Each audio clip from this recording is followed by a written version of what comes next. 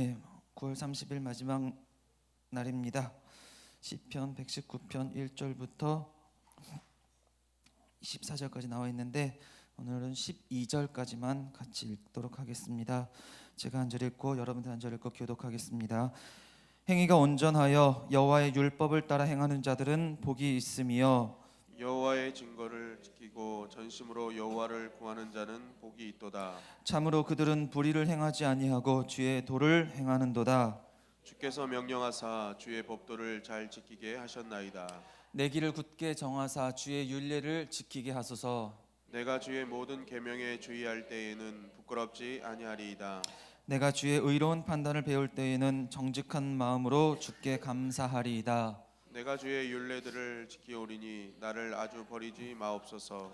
청년이 무엇으로 그의 행실을 깨끗하게 하리이까 주의 말씀만 지킬 따름이니이다. 내가 전심으로 주를 찾았사오니 주의 계명에서 떠나지 말게 하소서. 내가 주께 범죄하지 아니하려 하여 주의 말씀을 내 마음에 두었나이다. 찬송을 받으실 주 여호와여, 주의 율례들을 내게 가르치소서. 아멘. 아멘. 네, 오늘 이 시간에도 하나님의 은혜가 이 말씀 가운데 예배 가운데 저와 여러분들에게 임하기를 간절히 바랍니다.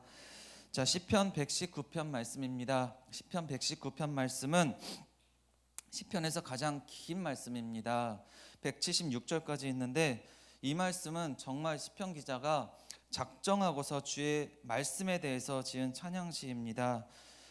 1절부터 176절까지 몇 구절만 빼면요, 모든 절에서 다 주님의 말씀을 언급하면서 고백하며 기도하는 것을 우리가 볼 수가 있습니다. 율법, 증거, 도, 율례, 계명, 증거, 법도 등등 말씀을 하면서 모든 절에서 하나님의 말씀에 대해서 언급합니다. 그러면서 찬양하고 고백하면서 기도하는 것을 우리가 볼 수 있는데요, 1절과 2절에서는 말씀을 지키는 자가 복이 있도다. 9절에서는 우리의 행실을 무엇으로 깨끗하게 하리까 주의 말씀만 지킬 따름이니이다. 10절은 하나님의 말씀을 떠나지 않게 해달라고 그렇게 간구하는 것을 볼 수가 있습니다. 그리고 105절까지 가면은 여기서 우리가 잘 아는 말씀이 나옵니다. 주의 말씀은 내 발의 등이요 내 길의 빛이니이다.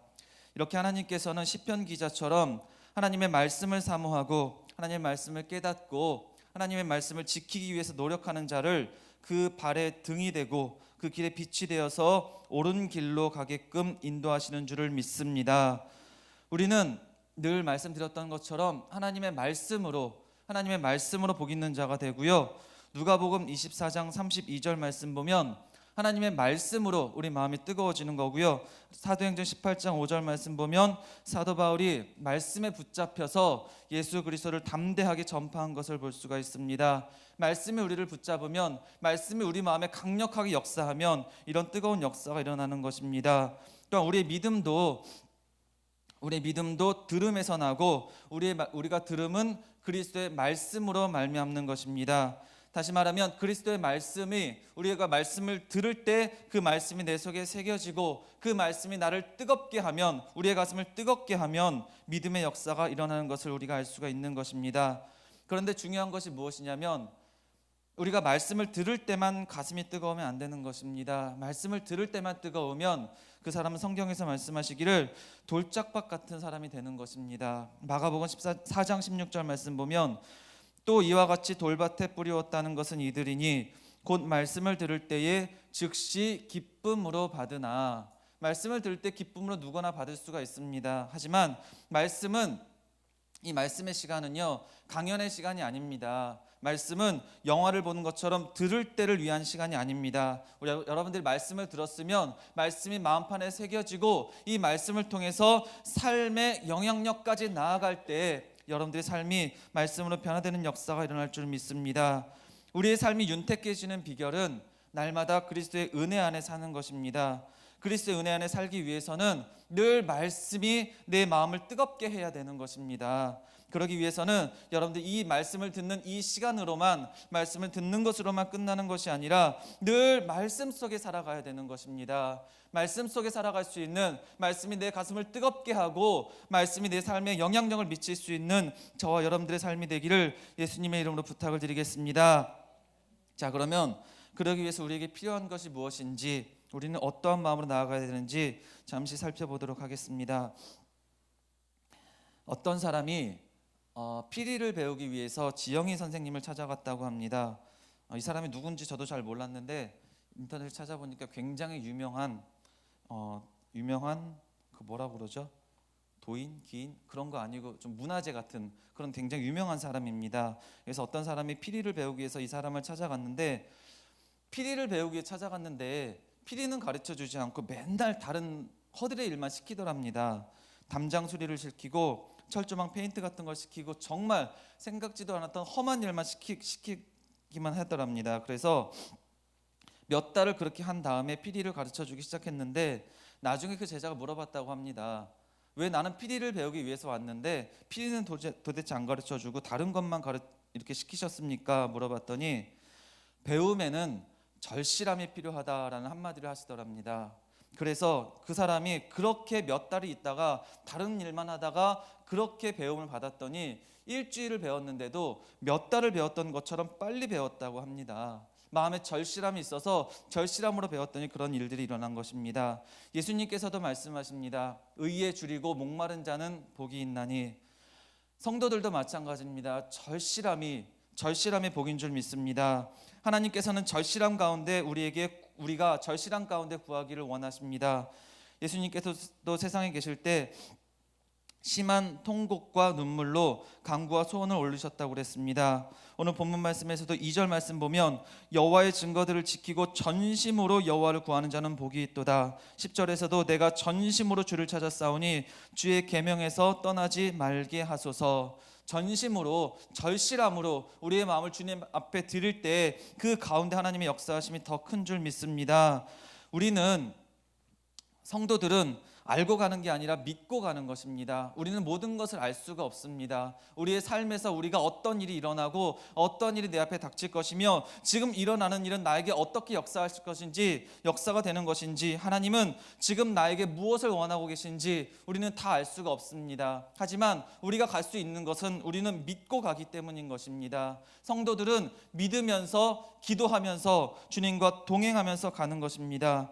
때로 하나님의 응답이 늦는 것 같은 느낌이 들 때가 있습니다. 하지만 늦는 것이 아니고요, 우리의 절실함이 부족한 것입니다. 하나님께서 원하시는 것은 우리가 절실함으로 정말 전심으로 하나님 앞에 매달려서 말씀도 사모하고 전심으로 기도하고 전심으로 예배하며 하나님 앞에 무엇을 행하든지 그 절실함 가운데 행하기를 원하고 계시는 것입니다. 만약에 여러분들에게 기도에 대한 절실함이 생겼다면, 하나님의 은혜에 대한 절실함이 생겼다면, 하나님의 말씀에 대한 절실함이 생겼다면 하나님의 은혜의 때가, 응답의 때가 가까워 온 것인 줄 믿습니다. 그리스도인들의 삶은 늘 영적 전투의 삶인 것입니다. 그래서 여러분들 한순간 한순간 매시 매때마다 절대로 마음을 놓지 마시고 근신함으로 나아가셔야 되고요, 절실함으로 하나님의 말씀을 사모하면서 나아가셔야 되는 것입니다. 말씀을 들으면서 말씀이 내 삶을 주장하도록 믿음으로 받으셔야 되고요, 말씀을 들을 때 내 마음밭이 정말 돌짝밭이 아니라 좋은 땅이 되어서 말씀을 마음판에 새기고 내 기억에 새겨서 말씀이 내 삶의 영향력까지 나아가도록 그러한 절실함이 저와 여러분들에게 있기를 예수님의 이름으로 부탁을 드리겠습니다. 그리고 그 바탕 안에, 그 절실한 마음의 바탕 안에 말씀을 들음으로 내 마음이 뜨거워지면 그 뜨거운 가슴으로 하나님 앞에 나아갈 때 그 가운데 말씀이 내 삶을 주장하고 하나님의 역사가 있을 것임을 믿습니다. 성경 하나 보시겠습니다. 고린도후서 4장 8절부터 11절까지 교독해서 읽겠습니다. 우리가 사방으로 우겨쌈을 당하여도 쌓이지 아니하며 답답한 일을 당하여도 낙심하지 아니하며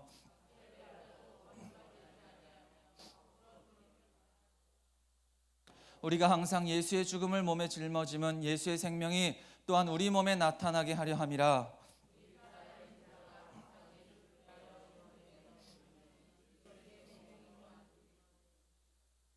아멘.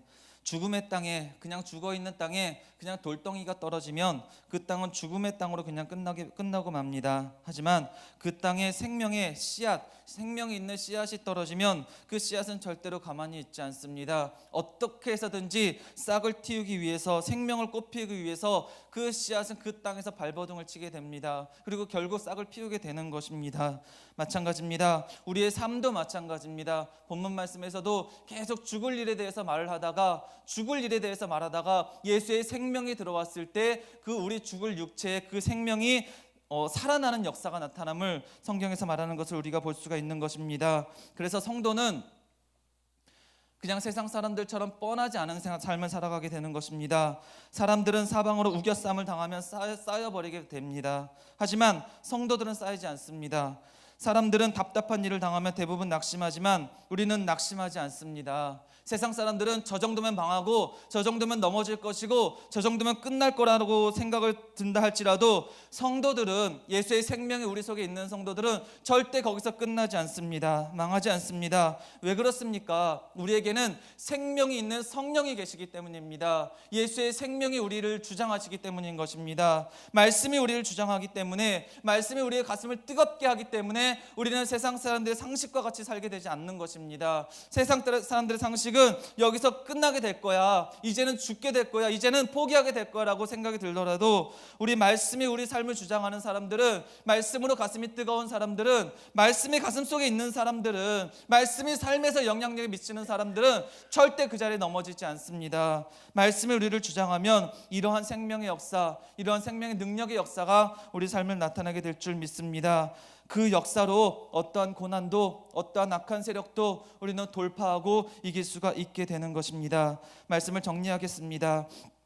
우리의 삶은 말씀으로 시작해서 말씀으로 끝나는 것입니다. 119편을 지은 시편 기자도 말씀으로 시작해서 매 절마다 말씀을 언급하면서 말씀이 나를 살게 했고 하나님 말씀 속에 살게 하여 주시옵소서, 말씀을 통해서 내가 여기까지 왔습니다, 주의 말씀이 내 발의 등이고 주의 말씀을 통해서 내가 살아갑니다라고 고백하는 것을 우리가 볼 수가 있습니다. 하나님의 큰 그림을 바라보시기 바랍니다. 지금 내 앞의 일에 얽매이지 마시고요, 어떠한 일이 있더라도 이 일이 내가 알지 못하더라도 말씀을 생각하시면서, 말씀이 내 가슴을 뜨겁게 하는 것을 생각하시면서 믿음으로 나아가시기 바랍니다. 다시 한번 말씀드리지만 성도들은 알면서 가는 게 아닙니다. 하나님이 모든 것을 알게 하시지 않습니다. 내 발의 등으로 인도하십니다. 등이라는 것은 저 멀리를 비추는 게 등이 아니고요, 내 발의 바로 앞에만 비추는 게 등인 것입니다. 내 발의 등입니다. 주의 말씀이 내 발의 등입니다. 그러니까 여러분들이 믿음으로 그 등의 인도함을 받아서 한 걸음 한 걸음 나아가면 하나님께서 절대 나쁜 길로 가게 하지 않습니다. 의의 길로 가게 하십니다. 결국은 축복의 길, 은혜의 길로, 은혜의 자리로 인도하시는 줄을 믿습니다. 이 말씀을 여러분 의지하시면서, 믿으시면서 말씀에 집중하시고 예배에 집중하시고 기도를 열심히 하셔서 하나님의 은혜와 하나님의 축복의 사람이 되시기를 예수님의 이름으로 간절히 부탁을 드리겠습니다.